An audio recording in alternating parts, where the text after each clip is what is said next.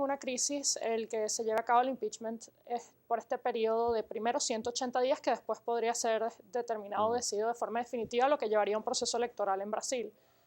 Pero por los momentos lo que se ha acordado en Brasil es que va a culminar el periodo presidencial de la presidenta Dilma Rousseff en el supuesto de que sea retirado el gobierno, el vicepresidente que tomaría el poder inmediatamente termine de votar el Senado.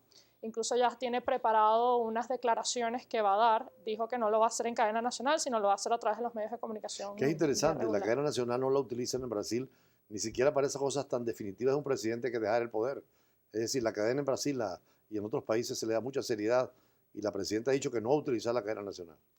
Es correcto. En la mayoría de los gobiernos no se utiliza la cadena nacional, salvo en determinados casos. Por ejemplo, es común que hayan mensajes navideños o algunos muy específicos. O una catástrofe natural o algo. Correcto, donde vean la necesidad de hacer el mensaje nacional. O, por ejemplo, cuando se está haciendo la rendición de cuentas, tienden a hacerlo a través de cadena nacional, pero no se hace más de 2 o 3 cadenas nacionales al año, generalmente.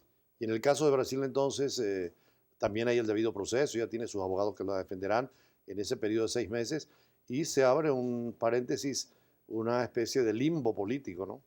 Correcto, ¿no? Y el caso es muy interesante porque primero, entre varios intentos del Partido de los Trabajadores de detener el proceso de impeachment, incluso la Fiscalía, el equivalente a la Fiscalía General de Brasil, se opuso al procedimiento diciendo que, bueno, que el origen de este procedimiento de impeachment realmente es político y que no es un origen realmente legal y que por tanto simplemente se está buscando desestabilizar y quitarle poder al partido de Dilma Rousseff con el procedimiento. Es muy interesante ver que la Fiscalía sea la persona que en este caso se opone al procedimiento y es el que abre este procedimiento aparte que se realizó ante lo que es la Corte Federal, el equivalente, por decir, al Tribunal Supremo de Justicia en Brasil, que efectivamente después decidió que sí se podía proceder con el proceso de impeachment y que querían conocer en el juicio si efectivamente se estaba tratando de un tema político o si habían basamentos para poder eventualmente juzgarla y que ella cumpla Ahora, su fue un proceso función. en que la dejaron sola prácticamente todos los aliados, los partidos que gobernaban con ella, e incluso Lula, que era un hombre tan determinante, ha perdido la fuerza que tenía cuando se dio la presidencia, ¿no?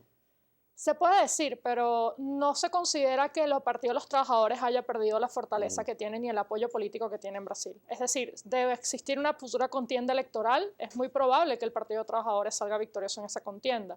La oposición en Brasil, si bien se ha unificado en este proceso de impeachment y hay una gran cantidad de personas que consideran que se debe proceder con este procedimiento, también hay muchas personas que se oponen al impeachment a nivel de la población de Brasil, por su apoyo al Partido de los Trabajadores y a lo que ha sido el gobierno de Dilma Rousseff. Pero las democracias están hechas por las crisis y para resolverlas en la negociación y en la Constitución.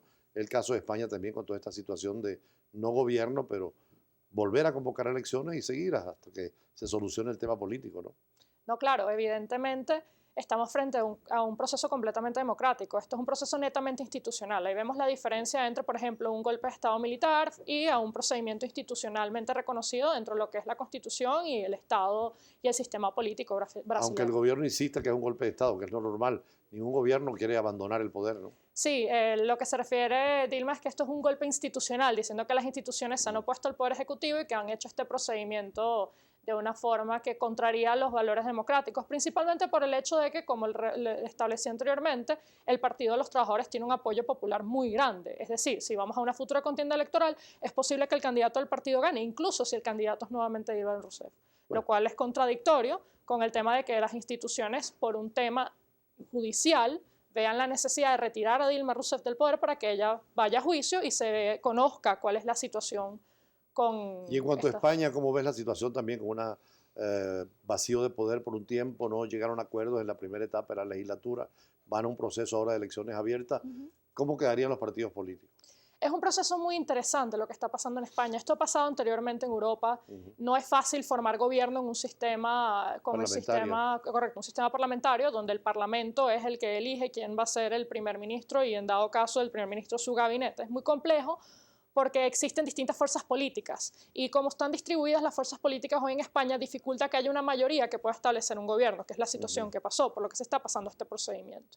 Esto de ninguna forma va a generar una crisis en España porque mientras está este proceso, evidentemente todas las instituciones están formadas, siguen trabajando, hasta tanto se nombre un nuevo primer ministro que eventualmente nombrará su gabinete y todas sus funciones. Pero es interesante cómo en España los grandes partidos tuvieron una decisión, Podemos con una izquierda más radical que el Partido Socialista y Ciudadanos más radicalizados también hacia la derecha, pero con más espíritu técnico y científico que los propios el Partido Popular, ¿no? No, ha sido muy interesante todo el proceso de campaña y de mensaje entre los partidos políticos. Uno ve Podemos que ahorita tuvo un acuerdo con el partido de la izquierda y ahora van a unificarse con miras a tratar de convertirse en una fuerza política incluso mayor dentro del Parlamento. Ahorita Podemos pasó de ser la cuarta fuerza política a la tercera fuerza política. O sea, Podría dentro de las inclusive desplazar al predicciones. Partido Socialista, que es lo Correcto. que están buscando. ¿Qué es lo que están buscando con esta unificación con el partido de la izquierda? Tratar de pasar al partido Hay que ver socialista. cómo es el resultado de Podemos, porque si se fortalece, Podemos podría poner en peligro al propio Partido Popular.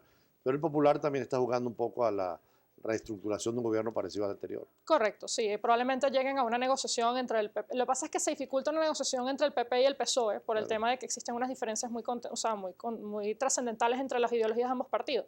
Pero sí es posible un PP Ciudadanos o otros partidos menores que sumando ayuden a mantener al PP dentro de la mayoría del Parlamento y establecer un gobierno. Y en el caso nuestro, en Venezuela, ¿cómo ves la situación con el referéndum revocatorio? Viendo también el cuadro mundial, porque es normal que haya crisis en todos los países, pero hay que encontrar soluciones también.